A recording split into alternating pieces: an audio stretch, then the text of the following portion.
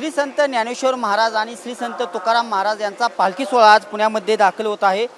पुणे पोलिसांच्या वतीने देखील मोठा बंदोबस्त लावण्यात आलेला आहे। आपल्यासोबत DCP सर आहेत। सर काय सांगाल, खरं तर कशा पद्धतीचा बंदोबस्त लावण्यात आलेला आहे जेणेकरून वारकऱ्यांना आपण बघू शकतात पूर्ण पुणे शहरामध्ये आपण 7,000हून जास्ती बंदोबस्त इथे लावलेला आहे। त्याच्यामध्ये आपण झोन 1चं जर माझी गोष्ट केली, झोन 1मध्ये संचेती चौकापासून जिथे पालखी जिथे विसावा आहे, जिथे स्टे करणार आहे, त्याच्यानंतर मग पुढची जी मूवमेंट आहे, या सगळ्या रूटवर आपण 1500च्या आसपासचा बंदोबस्त लावलेला आहे। त्याच्या व्यतिरिक्त आपण प्लेन क्लोथ्समध्ये आपले बंदोबस्त लावलेला आहे, जो भरपूर सारे क्रिमिनल्स वगैरे जे असेल, पिक पॉकेटर असेल, चेन स्नॅचर्स असेल, यांना पकडण्याचे काम करत आहे। काही खुफिया इन्फॉर्मेशन आमच्याकडे आलेली आहे, त्यांना पण आम्ही जेरबंद करून ठेवलेलं आहे, प्रिव्हेंटिव्ह डिटेन्शनमध्ये ठेवलेलं आहे, जेणेकरून ते काही परत रिपीट क्राईम करू नये। स्टॅटिक जर आपण बंदोबस्त जर बघितला तो 2 याच्यामध्ये आपण डिवाईड करू शकतो। एक आहे रूटवरचा बंदोबस्त, दुसरा आहे विसावाच्या ठिकाणचा बंदोबस्त। रूटवरचा जो बंदोबस्त आहे त्याच्या अगोदरपासून प्लॅनिंग झाली होती। रस्त्यावरचा पूर्ण एन्क्रोचमेंट वगैरे जे होतं ते आपण काढून घेतलेलं आहे।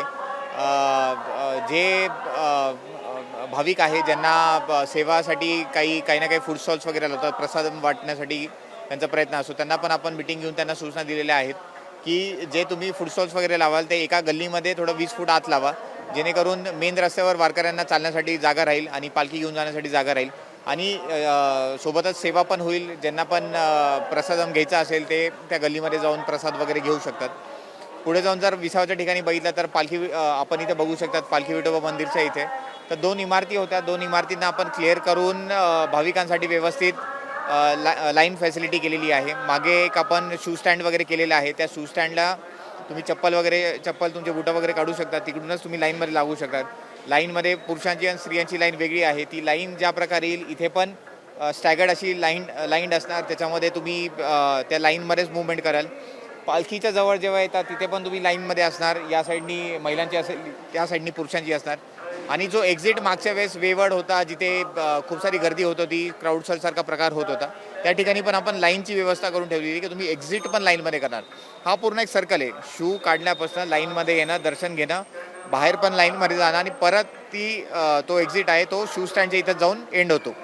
सर खरं तर अनेक ठिकाणी ड्रोन उडवले जातात, ड्रोनला काही परवानगी देण्यात आली नाही?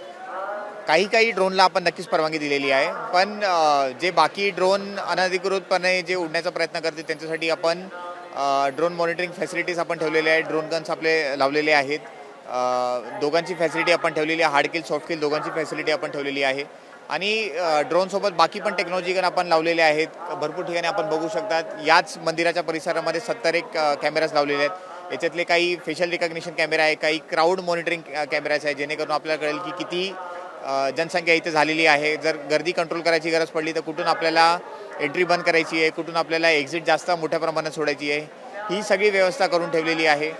कंट्रोल रूम आम्ही इथे मागेच सेटअप केलेला आहे। त्याच्यानंतर मग दुसरा मदत केंद्र आम्ही इथे या साईडला सेटअप केलेला आहे।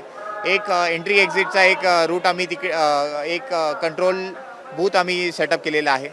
पोलिसांची एकदम चांगल्या प्रकारे सगळीकडे तयारी करून ठेवलेली आहे आणि गर्दी होणार नाही याच्यासाठी अजून एक बघितलं आहे की मागच्या वर्षी जो 7 फुटाचा रस्ता होता तो आपण आता 20 फुटाचा मुखदर्शनासाठी केलेला आहे।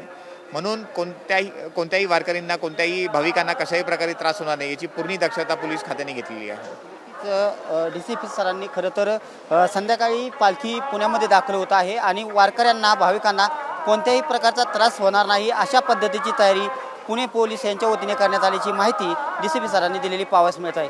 कॅमेरा पर्सन सुशांत राऊत सह मी दीपक कापरे, TV9 मराठी, पुणे।